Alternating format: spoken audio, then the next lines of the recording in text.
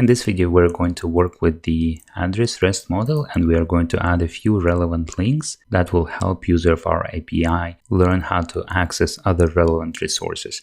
Like, for example, we are going to add a link to the address resource itself. We're going to add a link to a list of addresses only, and we are going to add a link to the user resource, so that the user of our API doesn't have to think how to access those resources. Okay, so let's go to our Spring Tool suite. And to do that, I will need to open user controller and pick one of the methods that work with the addresses. So this one was to get user details that includes list of addresses. I can work with this, or let's actually pick up the one that works with addresses. So here we have a get mapping to get a list of addresses for selected user. And here we have a request to get a specific address for this user. So let's actually work with this one. Okay, so this HTTP request will return a single address entry, and we're going to add 3 links to it. A link to itself, a link to get list of all addresses, and link to the user that owns this address. Adding links is actually very simple. So I will paste a line of code here because it's quite long. I don't want to take your time typing this. Okay, so adding links, we will use a link class that comes from the Spring Framework HATES package. And Spring Framework provides us with this static method link to. Unfortunately, Spring Tool Suite doesn't allow us to import this, so I'll scroll up and I will paste this import. Let me expand it. So here it is. So it's a static import static org Spring Framework HATES MVC controller link builder link to. And now I will scroll down back to my code, and we have a static method link to imported. So we are linking to user controller class, and we need to do that so that the framework can inspect our class and look at the root mapping of it. It will pick up users and it will include it into link URL. Okay, so then once we have the URL including the /users, after the users we will add slash, and then we will need to add user ID, right? Because this is how our get mapping path is looking like. Then we will need to add /. So we go slash, and then we add addresses, and then again /, and then address ID. And then we create a relationship for this link. And this is always a relationship between the link and the current response. So this link is going to be to get a JSON representation of this specific address. And this is why it will have a self relationship. If that was to get a list of addresses, we will provide a different relationship here. Now let's resolve this issue. We need to specify user ID, but we don't have it yet. And this is because our method getUserAddress doesn't have a user ID argument. So let's include that. So I'll copy path variable and I will paste it, put a comma here, and this one will be for a user ID.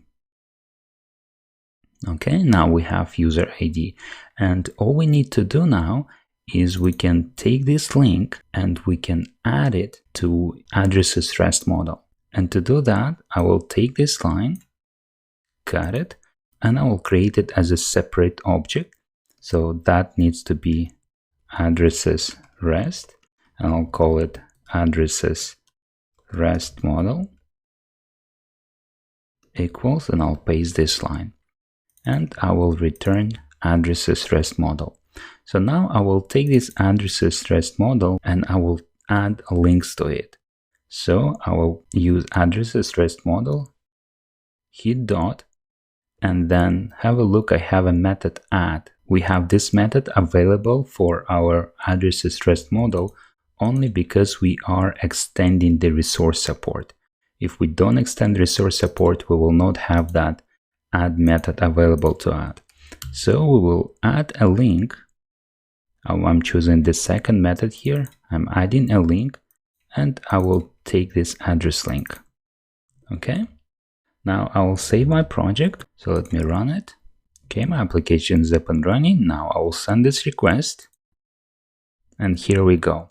I get a JSON representation of one single address. And here I have links element. And I have self relationship. And I have href to the same URL that I used here. So it's domain name, port number, context. Notice I didn't have to hard code this part of the URL. It is here only because in my code I used method link to and then I used user controller class. So the framework inspected this class and has composed this URL with the / users. And then we manually added the user ID here. It read it from the path parameter, and then we hard-coded addresses here, and we've provided address ID. And then we've added that link to the response model. Okay, so let's now add a couple of more links. And to do that, I will again copy this line and I'll paste it here. And so that let it be user link. User link to user controller / user ID, and I will delete rest of it with relationship, and it's no longer self. Let's delete this. Hit dot with relationship, and the relationship is a string value, so I can provide anything I want, and I will provide user. Now having this user link, I will add it to the response model. So that's addresses, REST model, add, and I will paste the link to a user. And now I will add a link to all addresses. So I will copy the first line again, the address link, and I will modify it a little bit.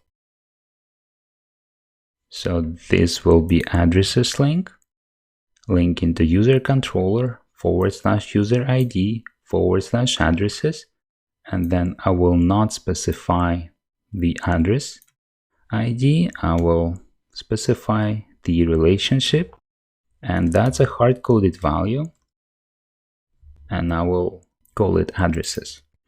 I'll save this, and now I will add addresses link to my response model. Add addresses link.